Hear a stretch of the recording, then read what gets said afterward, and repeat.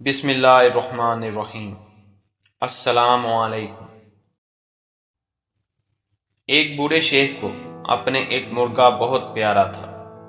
اچانک ایک دن وہ چوری ہو گیا۔ اس نے اپنے نوکر چاکر بگائے، پورے قبیلہ چھان مارا، مگر مرغا نہیں ملا۔ ناچار غلام نے آ کر اطلاع دی کہ مرغے کو کوئی جانور کھا گیا ہوگا۔ بوڑھے شیخ نے مرغے کے پروں اور کھال ڈھونڈ کر لانے کا مطالبہ کر دیا۔ غلام حیران اور سرگردان ڈھونڈنے نکل پڑے، مگر بے سود۔ شیخ نے ایک اونٹ کاٹا اور پورے قبیلے کے مائدین کی دعوت کر ڈالی۔ جب وہ کھانے سے فارغ ہوئے تو شیخ نے ان سے اپنے مرغے کا گفت بیان کیا اور ان سے مدد کی درخواست کی۔ کچھ زیر لب مسکرائے، کچھ نے بڈھے کو خپتی سمجھا، مگر وعدہ کیا کہ کوشش کریں گے۔ باہر نکل کر مرغے کی تلاش پر اونٹ ذبح کرنے پر خوب گپ شپ ہوئی۔ کچھ دن بعد قبیلے سے بکری چوری ہوئی۔ غریب آدمی کی تھی، وہ صرف ڈھونڈ ڈانڈ کر خاموش ہو گیا۔ شیخ کے علم میں جب بات آئی تو اس نے ایک اونٹ پھر ذبح کیا اور دعوت کر ڈالی۔ جب لوگ کھانے سے فارغ ہوئے تو اس نے پھر مرغے کی تلاش اور بکری کا قصہ چھیڑا اور قبیلے کو کہا کہ اس کا مرغا ڈھونڈ دیں۔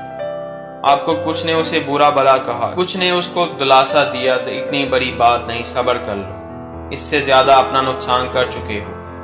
ابھی 3 دن ہی گزرے تھے کہ شیخ غفور کا اونٹ رات کو اس کے گھر کے سامنے سے چوری ہو گیا۔ شیخ غفور نے اپنے ملازمین کو خوب برا بھلا کہا اور خاموش ہو گیا کہ ایک اونٹ اس کے لیے کوئی مالی وقت نہیں رکھتا تھا۔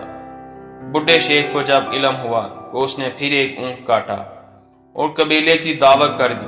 کھانے سے جب سب فارغ ہوئے تو اس نے سرسری اونٹ گم ہونے کا ذکر کر کے اپنے مرغے کو یاد کیا اور قبیلے سے التجا کی کہ اس کا مرغا ڈھونڈ دے۔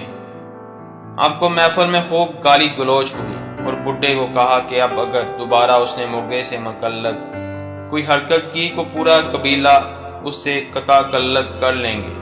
شیخ کے بیٹوں نے بھی باپ کی اس حرکت پر مہمانوں کو رخصت کرتے ہوئے معذرت خوانا رویہ اختیار کیا اور شرمندہ بھی ہوئے کہ ایک مرغے کے بدلے 3 اونٹ اور شرمندگی علیحدہ۔ یقیناً ان کا باپ اب سٹیا گیا ہے۔ 15 روز گزرے تو قبیلے کی ایک لڑکی کنویں سے پانی بھرنے گئی اور پھر واپس نہیں آئی۔ گاؤں میں کہرام مچ گیا، پورے قبیلے کی عزت داؤ پر لگ گئی۔ نوجوانوں نے جتھے بنائے اور تلاش شروع کی۔ پہلے گاؤں، پھر ارد گرد، پھر مزید گاؤں کے لوگ شامل ہوئے اور ارد گرد کے گاؤں سے معلومات کی گئی تو پتہ چلا کہ کچھ ڈاکو قریب پہاڑ کی ایک غار میں کچھ عرصے سے رہتے ہیں۔ گاؤں کے لوگوں نے چھاپا مارا اور وہاں لڑائی ہوئی، اموات ہوئی اور لڑکی برآمد کر لی گئی۔ لوگوں نے وہاں اونٹ، بکری اور مرغے کے باقیات بھی ڈھونڈ لی۔ کب انہیں احساس ہوا کہ بوڑھا شیخ کس طوفان کے آنے کا انہیں اندیہ دے رہا تھا۔ اگر گاؤں کے لوگ مرغے پر ہی متحد ہو جاتے تو آبرو تک بات نہیں پہنچتی۔ بالیقین ہم انہیں قریب کے چھوٹے سے بعض عذاب اس بڑے عذاب کے سوا چکھائیں گے، کہا کہ وہ لوٹ آئیں۔ یہ اللہ کریم کی سنت ہے کہ وہ بڑی تکلیف سے پہلے چھوٹی تکلیف سے کمبیا فرماتا ہے، کہا کہ اہل عقل سمجھ جائیں اور اپنے زیر تسلط اپنے ریور پر توجہ دیں، اس سے قبل کے بیریے نوچ کھائیں۔